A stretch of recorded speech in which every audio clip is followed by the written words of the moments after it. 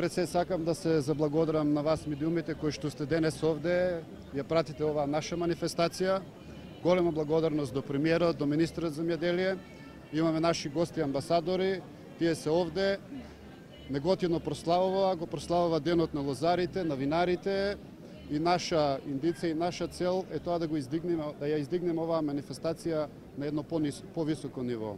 Нашите лозари веруваат дека светецот ќе им помогне, или Свети Трифон ќе им помогне да нивните родове ги заштити од разни болести, од разни невремења, така да општина Неготино останува посветена само во делот на комерцијалниот дел, да им помогне на лозарите со една вакви манифестации да дадеме свој придонес. Сакам да кажам и да истакнам дека во наредниот период остануваме посветени, направивме богата програма, продолжуваме вечерва и на старата чаршија, така да сите ја покануваме. Накратко, нема да доложам, сакам да го честитам празникот, нека ни е за многу години Свети Трифон.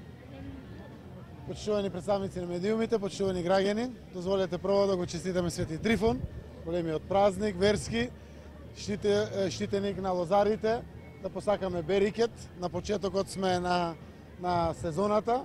Се надевам дека денеска на еден традиционален начин, онака како што се личи, заедно со нашиот народ, ќе одбележиме овој старт на сезоната за лозарството, многу важен дел од секојдневието во Република Македонија, заради тоа што повеќе од 18.000 семејства живеат од лозарството, тоа се некаде повеќе од 80.000 граѓани кои што чекат на добар род и секако поволни цени за продажба на грозјето.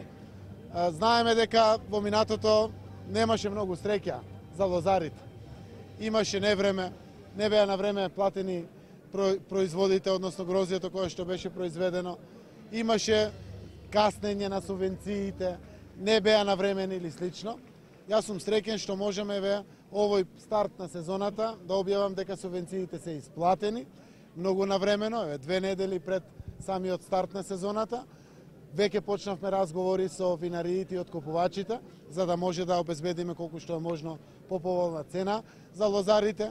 Оваа година очекуваме побарувачка зголемена, заради тоа што винариите се празни. Се надевам дека навистина сите ќе ги поклопиме сите моменти за да можат навистина да имаме срекни лозари и зголемено производство на лозарството.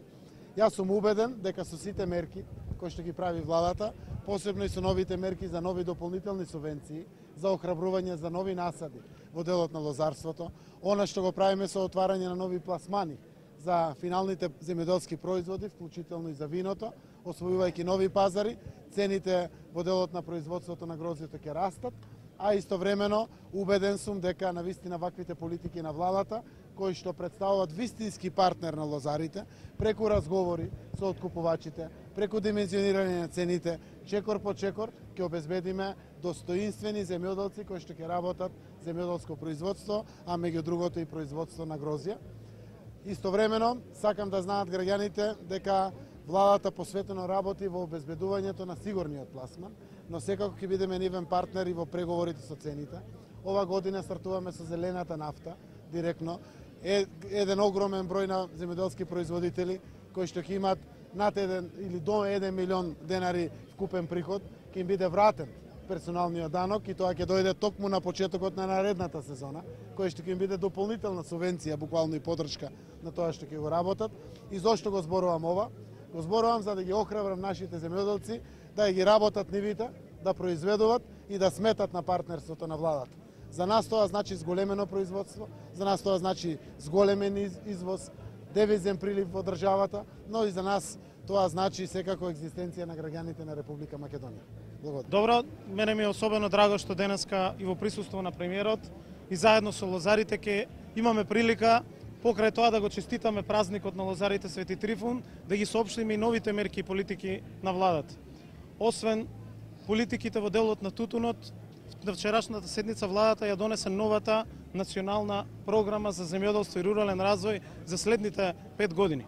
Ги донесовме и годишните програми и затоа мислам дека е вистински момент и да се соопштат новините и мерките кои што ги предвидуваат истите. Оваа година со програмата и со уредбата предвидуваме зголемување на субвенциите за сите лозари кои што имаат меѓу 1 и 10 хектари лозови насади. Нашата интенција како политика ќе биде да ги стимулираме да го модернизираат производството, односно да даваме уште поголема поддршка на категоријата на земјоделци кои што навистина може да го донесат развојот. Затоа предвидуваме дополнителни 20% за оваа категорија да премине во уште поголема категорија согласно законот и ќе ја дадеме таа поддршка оваа година. Исто така новина во нашите мерки кои што се развојни е пред се поддршката од 12.000 денари како дополнителна поддршка за лозарите во делот на реконструкцијата на лозовите насади, односно обнова на сортите и на старосната структура на лозиот. Ова исто така, кој што се однесува за сите, ќе придонесе кон зголемувањето на квалитетот и на самото производство. Ќе придонесе и кон модернизација на лозарството. Во делот на програмите за рурален развој останува нашата силна поддршка на инвестициите за нови насади. Тоа се 50% инвестиции за секој еден нов хектар на лозов насад. Исто така и во делот на инвестициите за системите капка по капка. Владата на Република Македонија даде исто така поддршка преку политиките за рурален развој и за субвенционирањето на каматите, 50% субвенционирање на каматите, вклучително и на лозарите кои што ќе се решат да направат инвестиции. Министерството за земјоделство, шумарство и водостопанство ја прошири програмата за стимулирање и на винариите, односно нивна поддршка на меѓународните саеми, кои што се особено значени и каде што се склучуваат договорите и се обезбедува пласманот. Ја зголемуваме таа поддршка и овозможуваме поддршка на винариите. Оваа прилика ја користам само да повторам дека и да додадам примерот што го кажа, пред десетина дена беа исплатени вкупно досега околу 530 милиони денари во делот на лозарството и се обидуваме оваа година да ги вратиме работите во нормалата, односно субвенциите да се исплаќаат во рамки на законските рокови. Оваа година исплативме субвенции кои што се 10% поголеми од основните. Знаете дека минатата година, уште на првите неколку седмици, владата донесе одлука и поради лошата година 10% зголемување на субвенциите на лозарите од 40 на 44.000 денари. И тие пари лозарите ги добија сега на време. За првата недела во март веќе договоривме првичен состанок и со винариите и со лозариите кој што ќе се одржи во Штип и се поканети сите винари на времено да ги започнеме сите подготовки околу мотивирањето и на винариите да навистина излезат исто така како и државата во пресред на лозарите и да што поголем износ на средства дојдат кај лозарите. Навистина, како влада сме целосно фокусирани да ги вратиме парите назад кон граѓаните и да она што е наша обврска и кон земјоделците и кон лозарите го исполниме.